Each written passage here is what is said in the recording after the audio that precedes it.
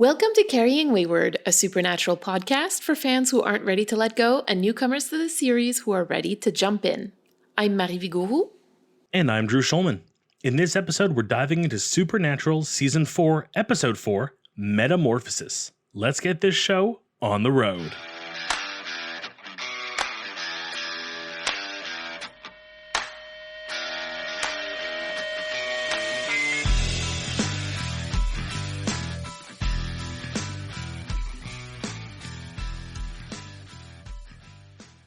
I liked the episode. I will preface now that when we get to the lore segment, they really took some heavy liberties on this creature.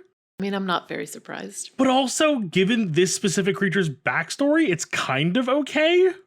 You know, I feel like sometimes they take liberties and it works in to their advantage, and maybe this is one of those times.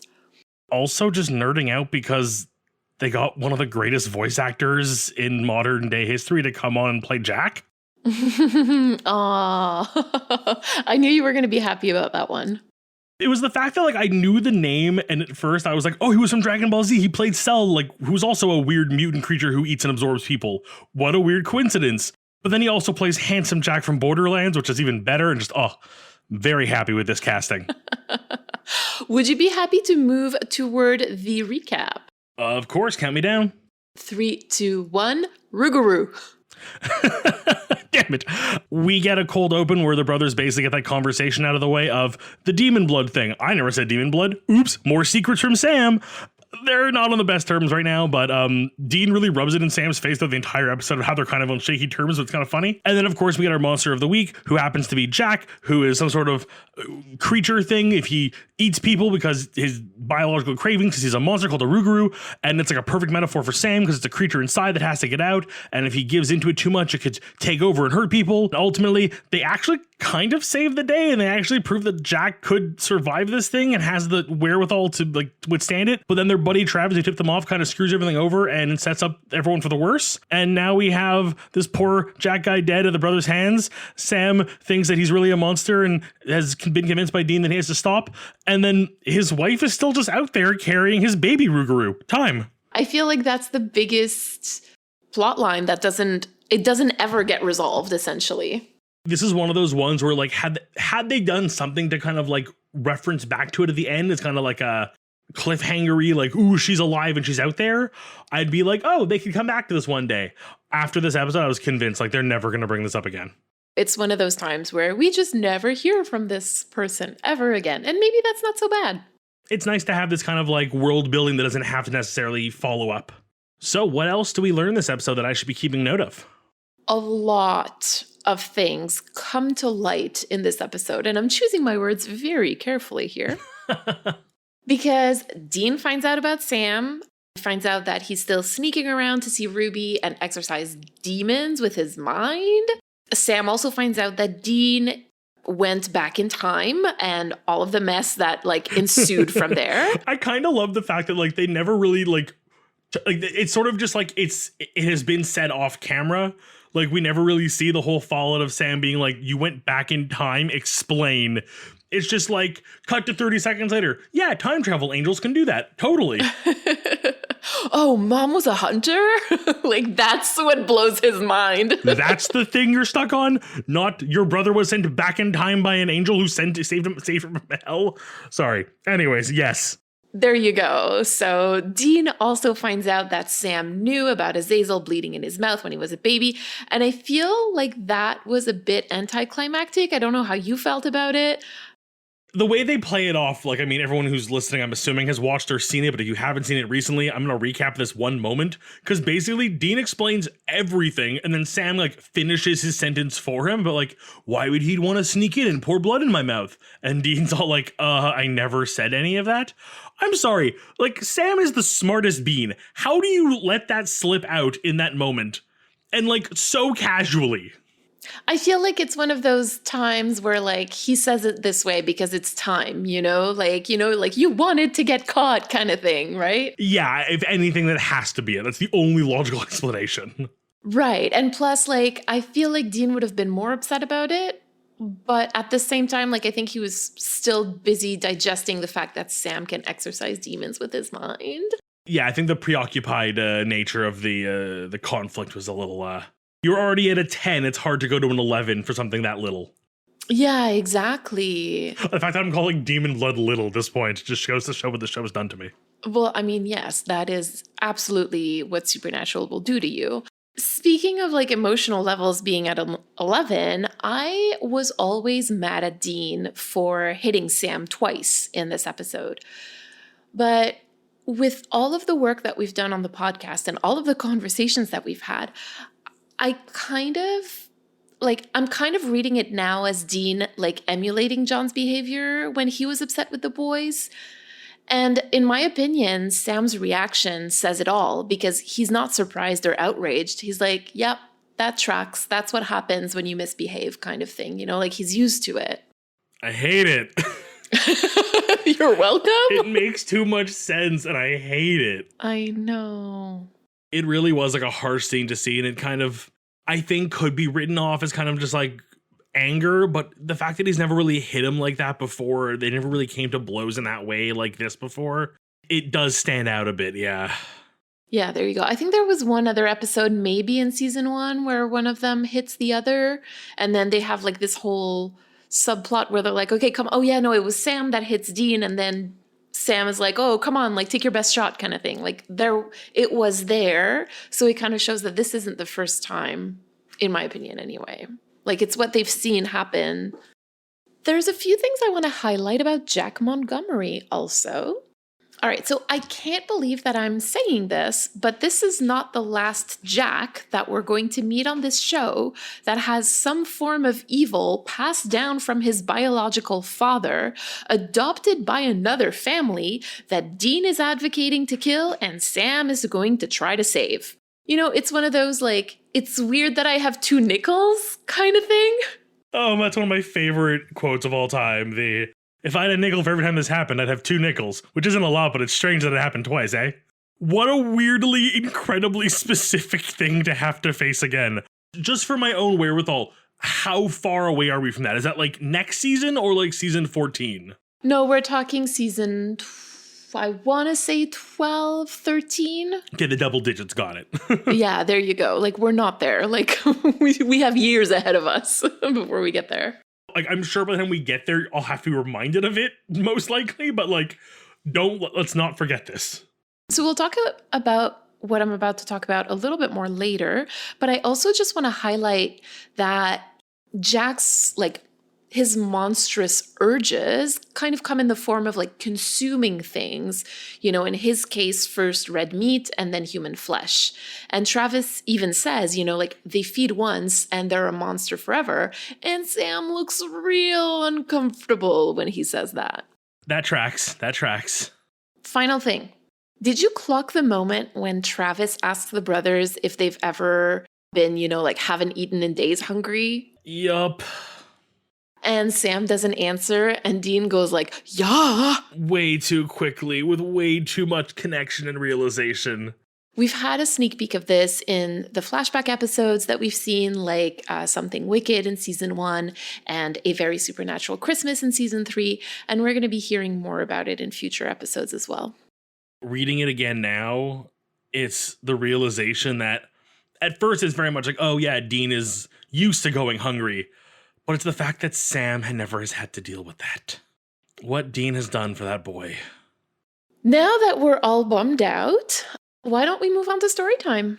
Sure, I'm sure we'll find something more cheerful there. Well, this week, our theme is the monster within, and there's a few ways to look at it throughout the episode, and we're actually going to start with our crossroads choice. So the biggest choice that Sam and Dean have to make in this episode that really brings out this theme.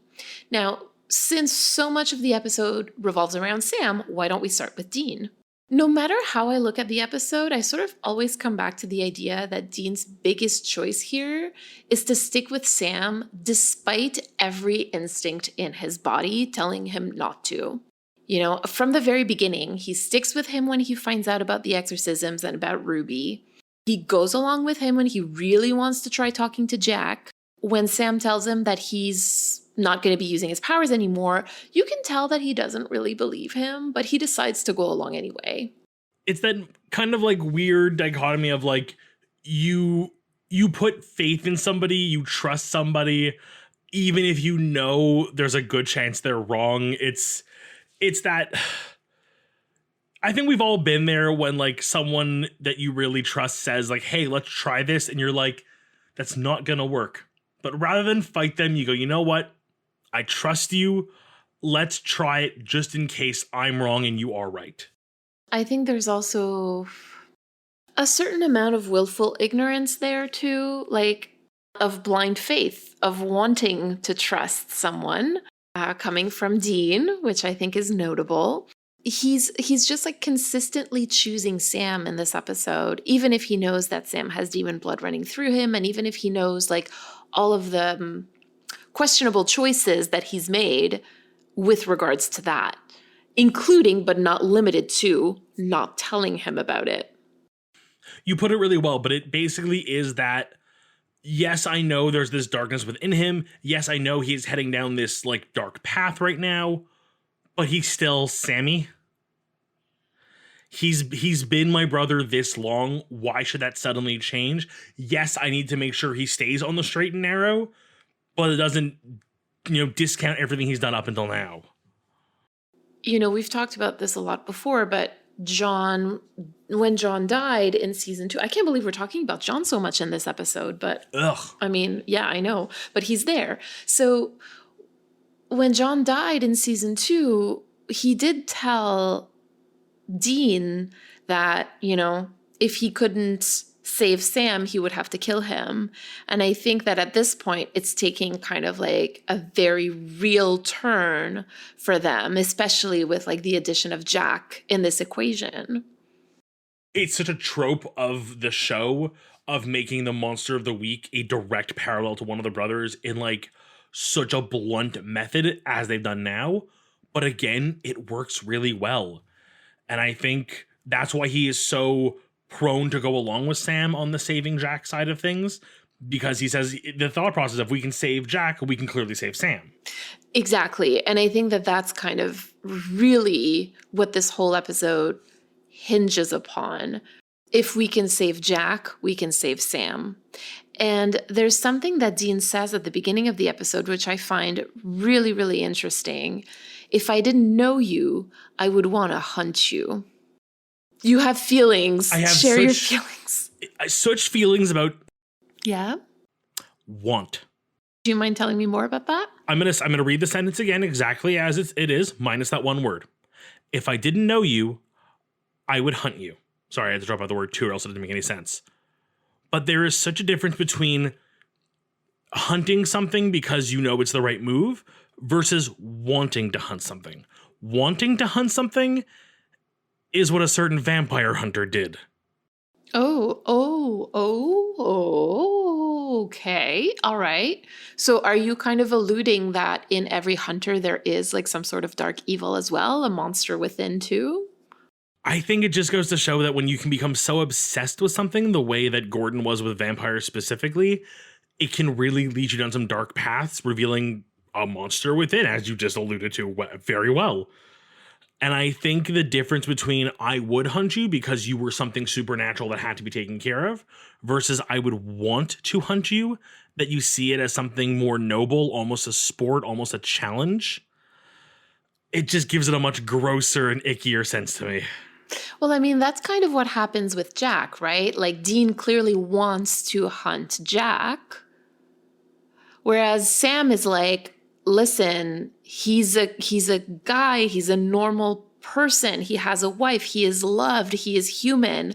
Like, and so Sam is speaking to the first part of that sentence, if I didn't know you, and Dean is speaking more to the second part of that sentence, which is I would want to hunt you. I'm gonna challenge you ever so slightly because I think Dean plays more of a middle ground. I think the I would want to hunt you is Travis. Like Travis gives zero fucks, pardon my language.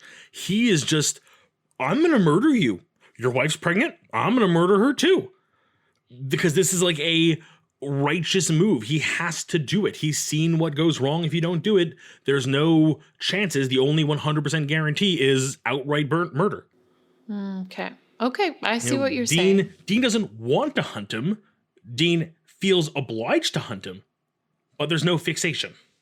I mean, I hate it too, but I see your point. And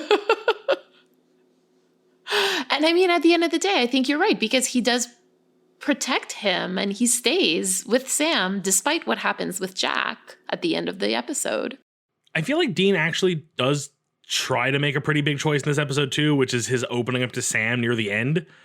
I mean, it's very upfront, it's very forward, and he's been trying it kind of the whole episode and just keeps getting shut down. You know, there's like, it's that constant back and forth of, you know, Sam wants to try to explain and apologize and make sense of it, and Dean just keeps shutting him down. And then finally opens up at the end and says, come talk to me.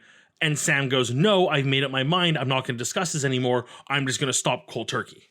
So what you just said sort of brought something else for me. I know that we've talked earlier about Dean like acting a little bit like John. So do you feel like perhaps in this choice that he's making, you're seeing like John as Dean's monster within? Ooh, that's good. I mean, it's terrible, but that's a good observation. Thank you. I mean, you made it, but like whatever. Hey, you put the pieces together. I brought the ingredients, you did the baking. But yeah, no, that's brilliant. And he finally lets go of the inner John and tries to let Sam have that dialogue that Sam's been trying to have all episode. It just so happens to be too late because Sam is now I don't really know what Sam's embracing per se, but he's now seeing, you're right, there is a terrible monster within me. There is no way to stop it. I better quit cold turkey from doing this demon magic I've been doing, or else I'll turn into a Jack. Well, so I think that the boys are each on their very separate paths in this episode, and they just so happens to be walking them with one another, but they are on different paths entirely. So I think that it's fair to say that Dean, in your reading here, where you're seeing like John as his monster within, that he is able to let go of him, and at least in that moment, if not permanently. Even if Sam, you know, like is on his own path and is or isn't able to do that, right? Like that's irrelevant for now. Do we want to talk about Sam a little bit? So I think Sam's obvious biggest choice in this episode really comes with his having to face what he is. You know, he is very clearly faced with this potential darkness of what can become if he continues down this so-called dark road as he's been put on. There's this weird thing where it's not common the show does this to us, where we are given information and the brothers never receive it. That's true. Like, it's one thing for one of them to learn it or for it to be made available to us knowing they'll get it eventually. But there really isn't ever going to be a moment now, because of the parties involved, where we ever see that Jack totally had this under control. Yeah, he came close to eating that random half-naked lady, but he stopped himself. He took Sam's words to heart and realized there's something inside me, something terrible. I have to hold off and fight it, and I can live a normal life if I try and I take the right steps. And that's all I think Sam needed to see to make the educated decision that should have been made, which is yes, there's something dark within me, but I want to use it for good, which is what he says he was trying to do all along. But because he never gets to see this, and all he gets is the end result of, you know, clearly Travis showed up, you attacked Travis, you're a monster, we had to kill you. He is now led down this, you know, path that he thought that everyone thought he was down anyways, which was there's a monster inside you, you better be careful and stop doing anything because you're just going to turn evil. There's something that you said that really, really, really like grabbed my attention. It's when you said that Sam saw himself in Jack. And I know that it sounds silly because we've been talking about this entire episode, but like the way that you phrased it really kind of like awoke something for me. Because there's that moment, because I kind of see that moment where So when Jack is like kind of like peeping through the window, you know, like looking at that half naked lady, which by the way, we have seen Sam do in season 1 with Meg also. So another parallel. True. Yeah. And we both thought like, oh, this is kind of weird and just weird for Sam. But there you go. Interesting little parallel. Again, whether that's, you know, meant or not, it's there. So it's there for us to look at. So Jack like sees his reflection in the glass, right? He sees himself. He's like confronted with the monster within him. And I think that that's what like pulls him back. He's like, oh crap, like I don't want to be that person. This is not who I want to be, you know? Again, the whole idea of like, it's not who you are, it's your choices. He's like, I am choosing to walk away from this. And like, on a bigger scale, that's also what's happening in this episode where Sam is seeing himself in Jack, right? Like he has that moment of looking at himself through that glass and being like, oh my God, this is not who I want to be. You know, whoever I am is actually my actions, not like what I was born with or what happened to me. So I think that there's something really powerful there. Jack is the reflection of Sam, literally the reflection he sees. He is the reflection of Sam, absolutely. And particularly his monstrosity, his monster within, right? We've talked about Sam quite a bit in this particular like lens, right? Through this particular lens where, you know, I feel like I've known because I've seen the whole series, but like, I feel like this is kind of clearly where Sam was heading, you know, ever since season 1 and particularly in season 3, when we got to see him like toy a lot with the idea of the ends justifying the means. And in this episode, I kind of see him as making 3 separate choices that are really quite important. The first one, which arguably doesn't really happen in this episode, but it's finally addressed here. It's to continue developing his powers with Ruby. And we've talked about this before, right? So we'll leave that aside. The second choice that he makes is to try to save Jack. So, you know, where denial and bargaining are his modus operandi. And the last choice is the one that you talked about, which is to kind of let go of his powers because he saw what happened to Jack. You know, those 3 choices are all related to the monster within. We've already talked about the first one and you've already talked about the third one, sorry. So let's talk about the second one a little bit more. Because from early on in this episode, like the narrative, as we've talked about, is setting up Jack as a mirror for Sam. And we can really see it evidently in the text, as we talked about, but also in the dialogue when Dean says, you're sure you're not letting your emotions get in the way here? You know, nice dude, but he's got something evil inside, something in his blood. Maybe you can relate. Sometimes the show can be very on the nose. I don't think it's a bad thing. I think for 2 people who are reading so heavily into it that having something laid out so plainly on a dish for us is almost comical. And in this line, I kind of had a chuckle of like literally Dean putting, you know, the subtext in the foreground. Putting words on the subtext, essentially. I think it's important to highlight how visible this is and how hard the writers worked at making sure that everybody would understand what's happening, you know? Because sometimes we kind of pick up on things that are very, very subtle. And I think that we've done that with some little moments in this episode, particularly when it comes to like John as the monster within, right? Like that's not at the surface of the text. That's like pretty deep below. But this was something that they really wanted to get across. And I just think it's illuminating. The only other character really worth talking about this week is Jack. I feel like as much as we did have their other hunter buddy, Travis, he didn't really do much except kind of like play their foil and kind of mess up their plans and kind of act as like a, you know, plot device more than anything else. But Jack really, I mean, I feel like we've said it enough times, is such an incredible parallel to Sam. Literally something inside of him that everyone tells him is bad and wrong and will eventually be the downfall. And the reality is the thing that is the biggest obstacle is other people doubting them. That's really interesting. For me, this kind of brings us to the crux of the question in the episode, which is, like, had Travis not threatened his wife, do you think that Jack could have resisted, like, his urges his entire life? I think that's what they were setting up. Like, I can only imagine a scenario where something goes wrong and he eventually snaps. But I think in the smaller little snow globe of an episode, I think he could have figured it out in a way that he would have walked away from this episode alive, well, and happy with a beautiful Rougarou baby on the way.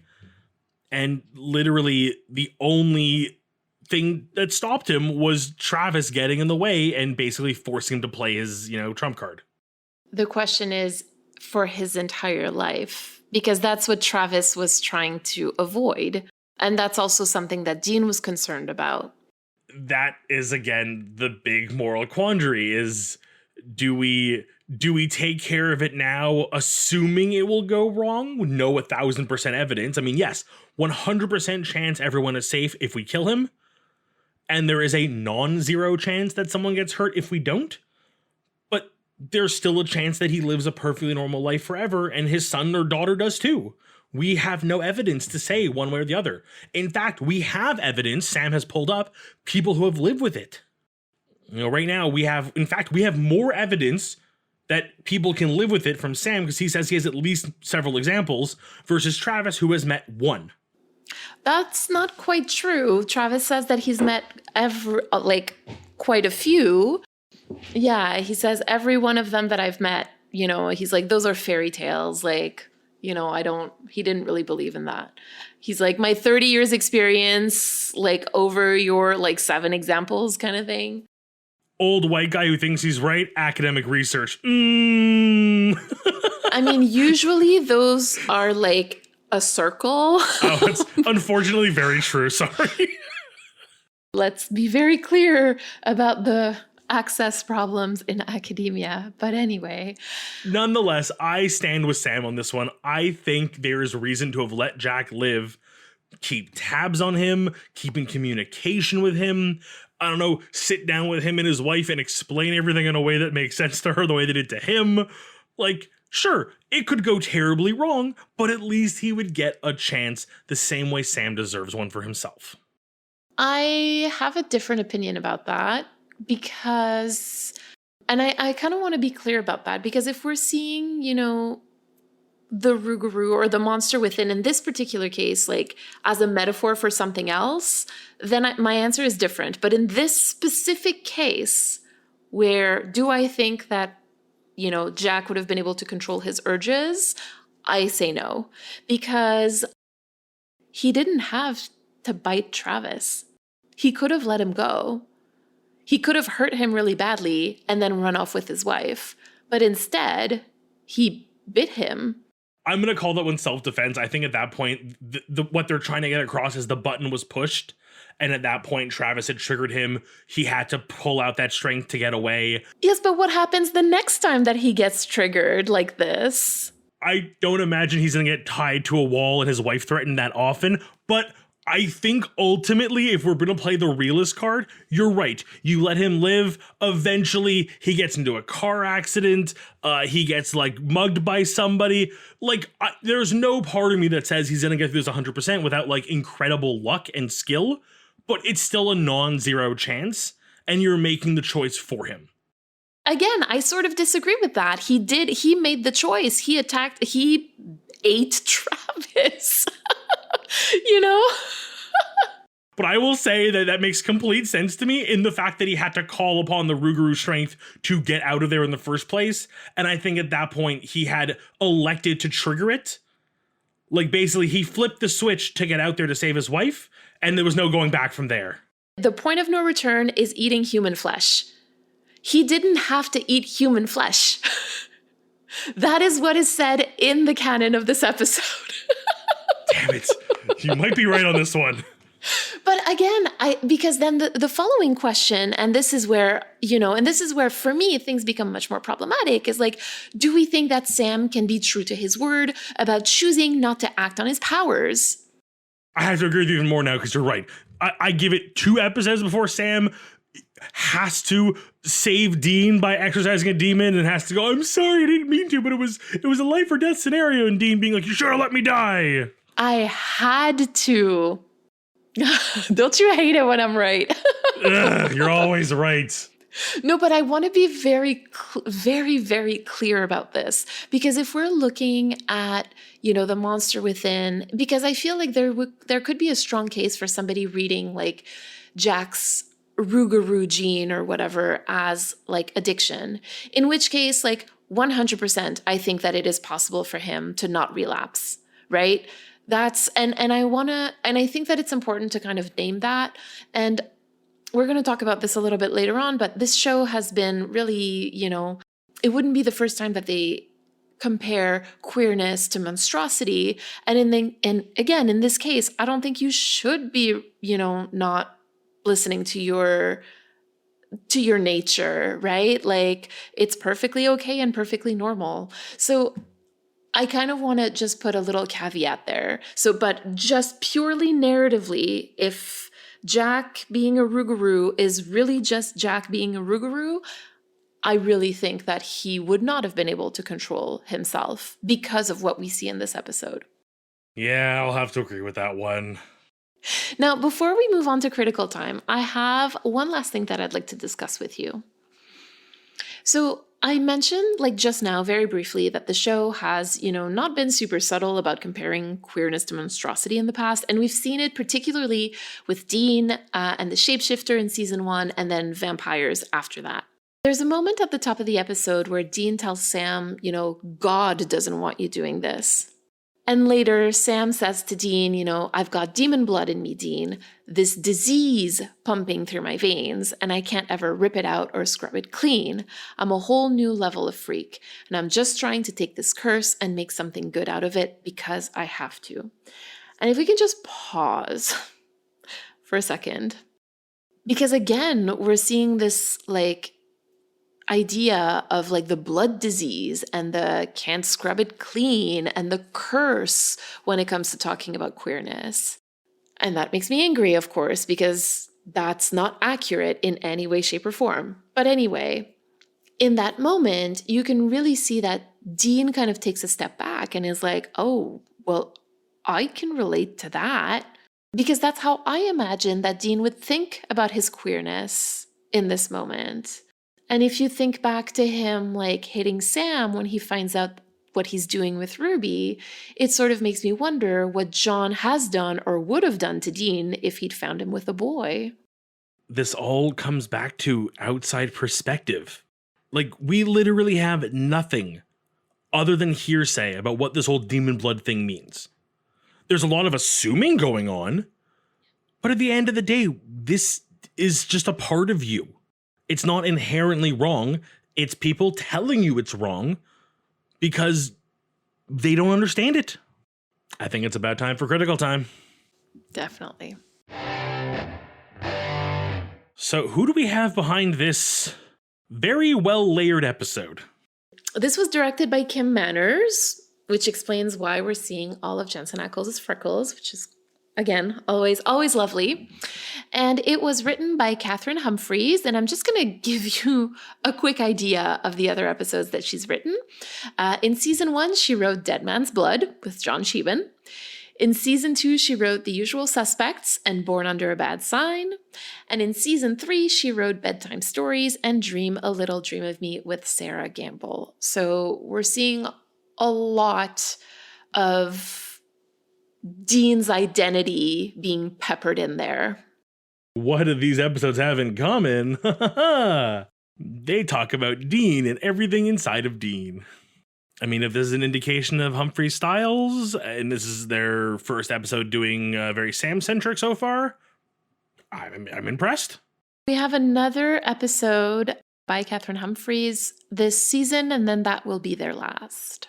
I feel like with this show and like production, like writers and directors, it's like go out a hero before you become the villain type thing. I'm seeing a lot of.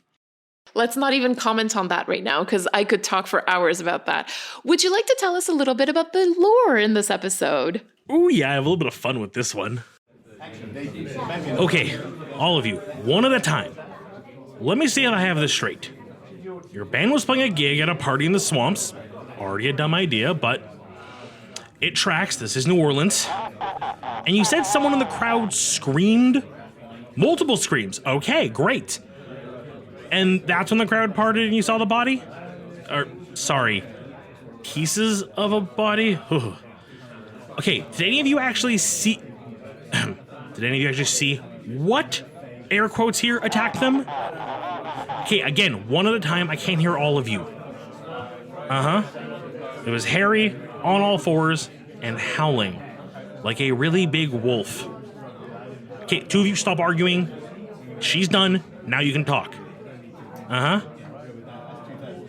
Okay, it was human. Great. This is going to make it real easy. Oh, no. It had a dog's head. Dripping with blood? You kids understand I do not believe a word you are saying. Are you sketching this? Are you actually sketching this for a police sketch? Why do you draw it as being blue? Okay, I'm sorry, I had a little bit of silly fun with this one, but the legend of the Rougarou is pretty widespread, and every version and background really has its own origin. No two stories are the same. They all have some similarities, mostly being a dog-like or human-like creature, or sometimes both, sometimes one becoming the other. Basically, all the stories have that in common, with the exception of Supernatural story, but then again, we've seen how they've treated werewolves before, so the fact that this thing is so off the beaten path is kind of common for them at this point. I'll put that away for later. But I do want to talk about the root of it, actually. The name Rougarou is rooted in a Cajun dialect, and is actually from the French word loup-garou, which Mary and I will both easily recognize as being the French term for werewolf. So while most legends of the Rougarou coming from New Orleans and its settlements of French and Acadians and intermingled with the native Métis people, they all have their own variant of a person-turned-beast legend, usually a dog or a wolf or something hungering for human flesh in the end. So maybe Supernatural wasn't that far off, but I did make one little comment at the end of that lore segment that I do want to bring up just for some fun, just because I like to put a little bit of light in sometimes people's lives. I mentioned something blue, and that is because New Orleans has a famous artist by the name of George Rodrigue, who has famously been drawing a Rougarou, or specifically a loup-garou if you're looking up his artwork, as this adorable blue corgi you will see all over the city. And I just kind of love how, like, something that started as a dark and twisted story has become kind of this adorable icon for the town. And I just think that's neat sometimes. I completely forgot how upset you were about the werewolf in Supernatural. We never get a transformation? That was the one thing I was waiting for. It's true. And even in this episode, like, we don't see him, you know, with the warming. I mean, we do see a little bit of him transformed, but we don't see, like, the big bad creature. Like, he's still very human looking. I think that's a whole other can of worms we could open up in, as far as choices Jack made. I still say I think he let Sam kill him. Yeah, I think there was a bit of the, like, I know what I am now. I made my choice to save my wife and now I gotta go because I'm a monster. But that's another can of worms for another day. Suffice it to say, Supernatural, still doing my wolf boys wrong. Oh, I'm so sorry, Drew. And it's not gonna get better. Would you have anything to share with us this week? I think it's time for Herbology Corner. Yay! Did they do it good this time? I mean, it's not about, we're not really talking about something that they did wrong necessarily. I just, like, I can't believe that we've come to this point where, like, I talk about herbology because, anyway, it's just not something that I ever thought about myself that I would be able to do. But I don't know if you noticed, but the motel that the brothers are staying at in the beginning of the episode is called the Willow Tree Motel. Do you know what planet or, like, what celestial thing in space rules willows or is associated with willows? I don't, but I have a guess. Sure, go ahead. Given your context clues, I'm gonna say the moon? Yes, the moon. And here we are dealing with an off-brand werewolf. I did a little bit of research about willows just because, you know, why not? Basically, usually they represent in literature or just like in general, they're associated with water, again, because a lot of the time, because they're weeping. And first of all, also, the picture of the willow tree is not an actual willow tree, but whatever, let's move on from there because they can't get anything right. So it's associated with water, it's associated with the moon. And it's also, if we're talking about like the feminine, the divine feminine or divine masculine, it's associated more with the feminine because those things are tend to be associated more with the menstrual cycle. And it also has to do with dreams and intuition and prophecy and divination. Now, if we kind of bring that back to Sam, do you remember his first powers? Yeah, he was a little prophecy boy, wasn't he? I know he was. So I just think it's a really, just a very clever choice to have the Willow Tree Motel in this particular episode. In an episode where everyone is making some pretty heavy assumptions about everyone's futures without actually having all the facts. Yes, that too. Okay, before I go on another rant about wolves, shall we see if our community has anything to share with us this week? Certainly. This week we have a voicemail from Thor. And just a little heads up to everybody, they're going to be talking about suicide. So if that's something that you would like to skip, please feel free to skip ahead about 2.5 minutes. Hi, Mary and Drew. My name is Thor, and I just wanted to say that I love your show so much. It always makes me smile when I get the notification a new episode has come out. So I want to talk about the unfortunate way that I began relating to Dean back in Season 3 during the original airing. Season 3 came out in 2007 when I was 13.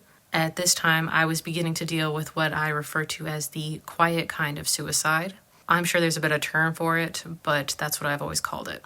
The quiet kind of suicide is where you don't have active plans to kill yourself, just the general thought that you weren't going to live long enough to see your next birthday. You don't know exactly how it'll happen. All you know is that one day you'll either gather enough quote-unquote courage or you'll reach a deep enough depression to take your life. And that thought is with you from the moment you wake up to the moment you fall asleep. It is unfortunately this way that I heavily started to relate to Dean in Season 3. Throughout the season, he knows it's going to end. He puts on a brave face for himself and those around him, but deep down he knows. And for a 13-year-old trying to cope with mental illness, going through the same motions, it made me feel less alone to see a character like Dean dealing with a similar issue. Back then, when I wasn't as media literate as I am now, the only thing I had recognized about Dean up to that point was that he was a flirt, the cool one of the brothers, and he was his dad's soldier. Years later, I can see so much more below the surface, and I see a lot of myself in those subdued traits and behaviors. But unfortunately, my first time relating to Dean was over the inevitability of his death. As the series continued, Dean's relationship with dying didn't really change for the better, and in fact, the more suicidal nature of his tended to get worse at times, all of which I relate to and continue to relate to in the present.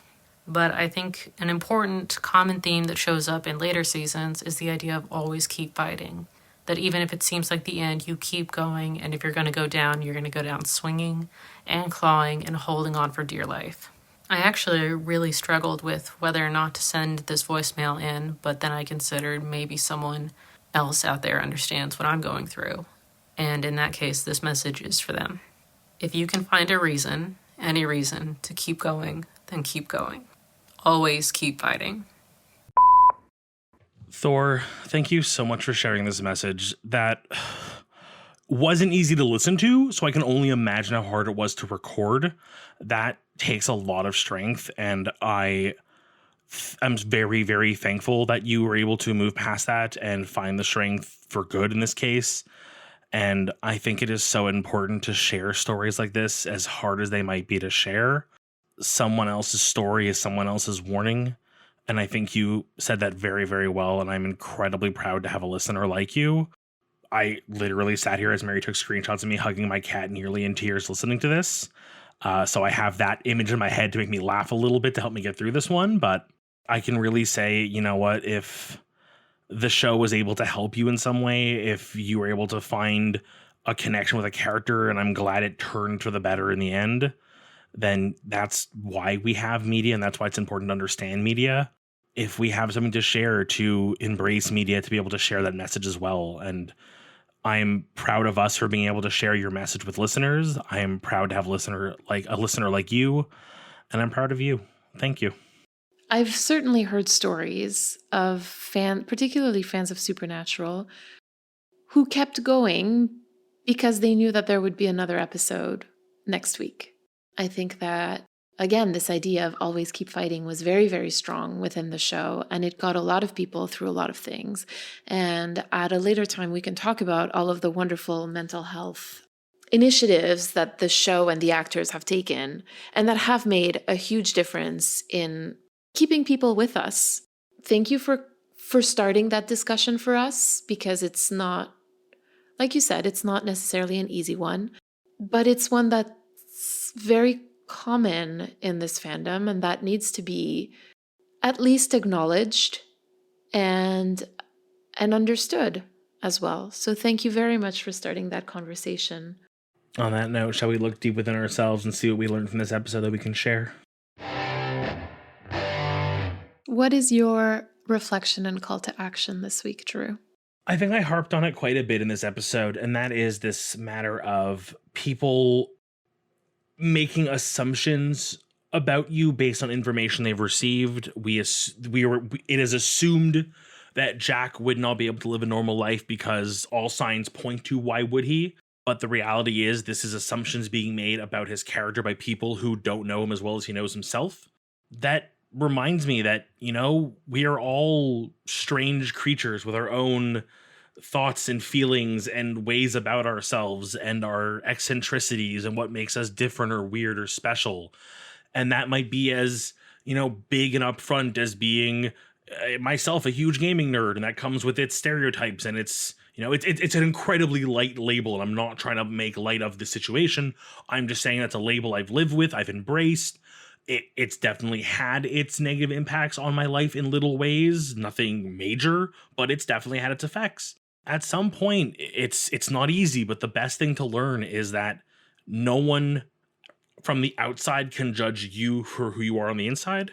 If you're ever feeling like who you are is wrong because someone else told you it's wrong, as long as you're not hurting anybody else or breaking the law, you be you, you do you, and you be happy, and you tell those people that don't matter to fuck right off. Sorry again, the language today.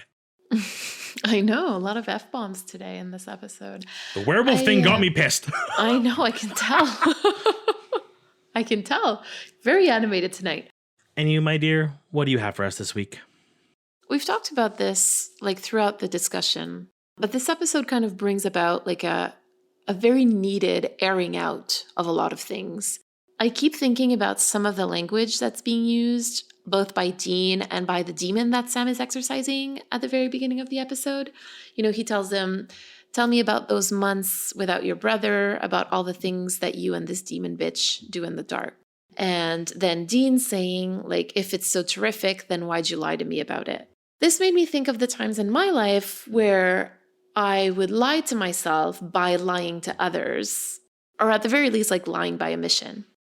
Trying to convince myself that a situation was under control by telling others that it's okay and it's fine and there's nothing to worry about, when really it wasn't okay, it was not fine, and there was plenty to worry about. I feel called to think about those things that I hide from others, and whether I'm not just trying to hide those things from myself. It's almost easier to lie to somebody else to cover something up for yourself than it is to lie to yourself. The way that you lie to yourself is by lying to others. The way that you lie to yourself is by saying, oh, no, this is going to be okay. That I'm just going to have one drink, or I'm just going to do one thing. It's going to be one time. It's fine. No, don't worry. I have it under control. But the fact is that when you are lying to others about that, the person that you're truly trying to deceive, in my opinion, is yourself. Or at least it's been that case for me. The times in my life where I've lied most to others have been those times where I've needed to lie to myself. I'm trying to think back about it, and the more I think about it, the truer it is, and I don't like how I feel. Oh, I'm sorry. I'm sorry that I brought up this mirror for you to look into. I think I knew it the whole time, but was lying to myself. Oh, the irony. That's why we lie to others, because we don't want to see that real part of ourselves. So, yeah, there you go. Those are my thoughts about it. Well, on that note, I'm going to go get myself a nice sugary drink and play some video games and try to move past this episode that was surprisingly hard to swallow. Let's hope we have a better week next week.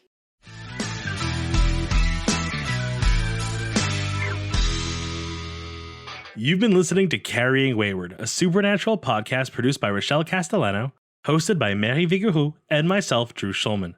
Thank you to our bunker patrons, Katira, Michelle, and Elle for their generous support. This week, we'd like to thank Thor for their message. Help us keep the conversation going. You can send us a 3-minute voice recording at carryingwayward@gmail.com. You can make sure to follow us on Twitter, Instagram, TikTok, and YouTube using @carryingwayward. Be sure to leave us a rating and a review on your podcast service of choice. And don't forget to join our Patreon for perks and extra content.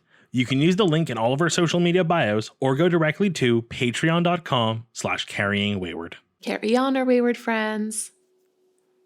Mwah, mwah. This week, our theme is the monster within. Do you want to try that again? Yes, I'm going to take that again. Take a sip of your hot shocky, you'll be good.